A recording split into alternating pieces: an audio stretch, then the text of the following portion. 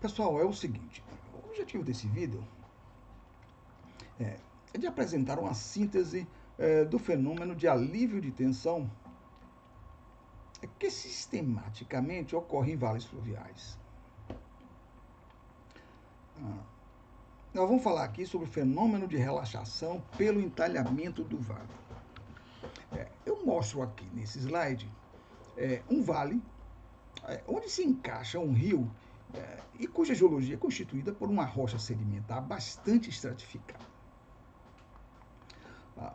Trata-se, na realidade, de uma situação hipotética, apenas para abordar o tema fenômeno de relaxação pelo entalhamento do vale. É o seguinte, que a geomorfologia se apresente exatamente como está aqui representado nesse slide, houve a necessidade da remoção de uma considerável massa rochosa, obviamente por meio de um processo erosivo, processo erosivo a ponto de gerar esse vale. E esse processo erosivo ele vai refletir no maciço rochoso, originando uma série de feições geológicas geotécnicas. Essas feições geológicas geotécnicas que eu estou me referindo, ou seja, que eu vou me referir, são exatamente consequência de um processo de alívio de tensão, alívio de tensão pelo entalhamento do vale, que a gente vai abordar agora. Logo a seguir. É o seguinte, o aprofundamento aqui dessa drenagem, bem como o alargamento do vale, é função do substrato rochoso que está em processo de erosão. Isso é óbvio. E esse processo de erosão dá origem aos fenômenos de alívio de tensão, que pode ser um alívio de tensão tanto horizontal como alívio de tensão vertical. As encostas do vale tendem a se deformar em direção ao vale. E o fundo do vale, que pode eventualmente corresponder a um leito de rio, tende a se deformar no sentido ascendente em resposta à perda de suporte dessa massa rochosa que existia e que agora não existe mais. Nas encostas não se tem mais o suporte dessa massa rochosa, que foi erodida. Em consequência disso, há naturalmente um processo de alívio de tensão horizontal, e esse alívio de tensão horizontal possibilita forças de tração, gerando extensas fraturas subverticais e subparalelas à direção do vale. São exatamente essas fraturas aqui que eu estou mostrando com o mouse no computador. Extensas fraturas de extensão subparalelas à direção do vale. Mas no interior do maciço aqui, o coeficiente de empuxo e repouso, ou seja, o nosso conhecidíssimo K0, é extremamente alto. Ou seja, as tensões horizontais no interior do maciço são exageradamente mais altas que as tensões verticais. E, neste caso, uma análise deve ser feita considerando alguns aspectos.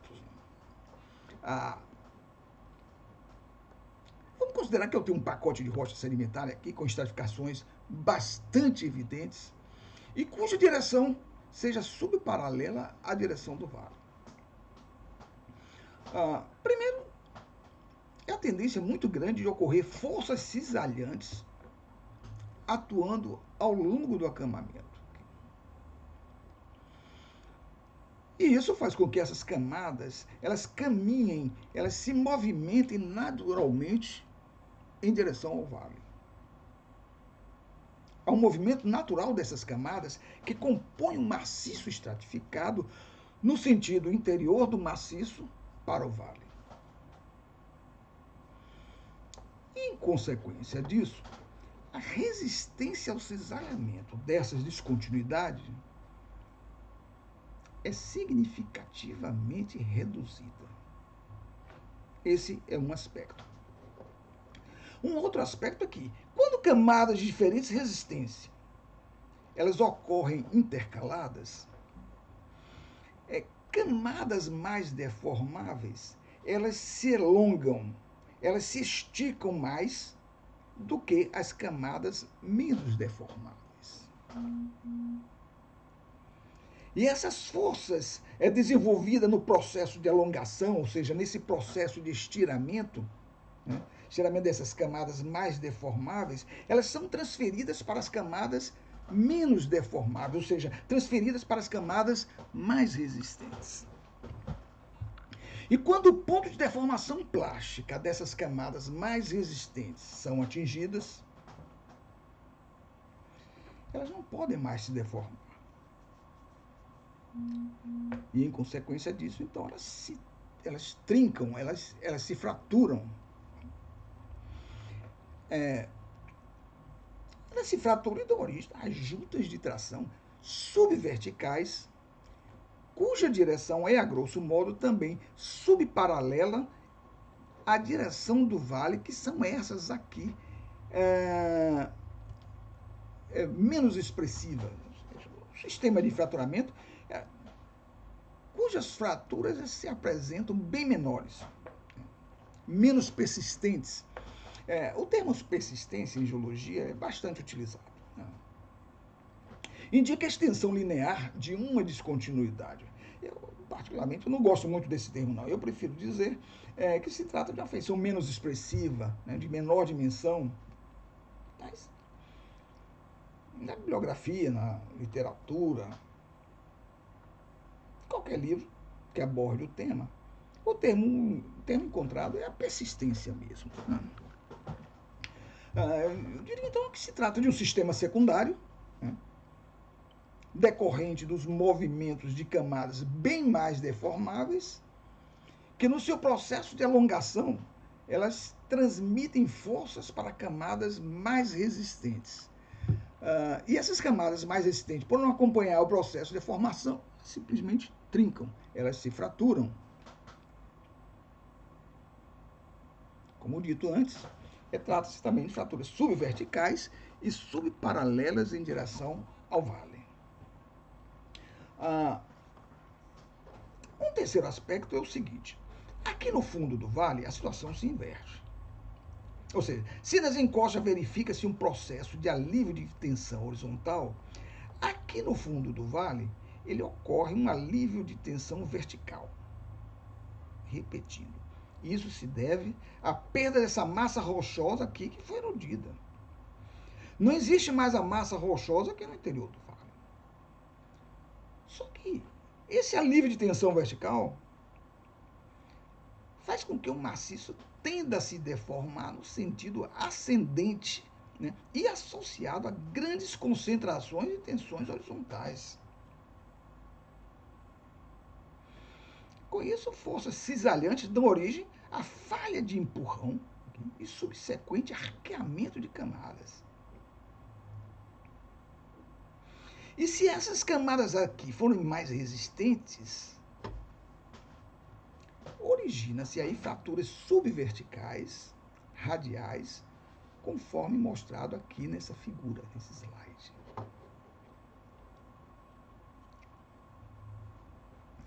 Esses arqueamentos aqui, eles geram juntas de acamamento abertas, que associado a essas fraturas subverticais aqui vai refletir diretamente o aumento da permeabilidade do maciço. Olha, essa figura na realidade aqui, eu copiei de um livro. E aí terminei criando essa nova figura, que se dá para ter uma visão assim, eu diria que mais abrangente, mostrando aqui o plano de falha, que é responsável por essa zona de cisalhamento, né? Inclusive mostrando aqui o deslocamento das camadas, mostrando aqui o rejeito da falha.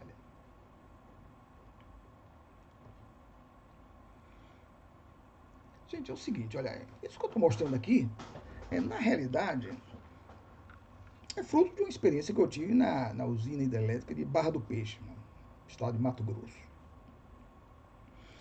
Ah, ao longo das investigações, ainda na fase de sondagem, posto de inspeção, admitimos a possibilidade, então, de que na área pudesse estar acontecendo o fenômeno de relaxação pelo entalhamento do vale. É,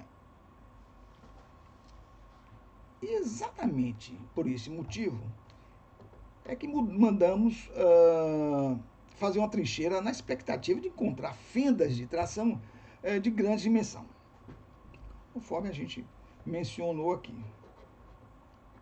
Gente, é o seguinte, olha, acertando na mosca. Essa foto aqui dá para se ter uma ideia da abertura da fenda. Aliás, essa foto aqui eu encontrei no meio dos meus alfarrábios. Eu diria até que é responsável pela postagem desse vídeo. Gente, é isso aí. Olha, eu espero que alguém possa tirar proveito dessas informações.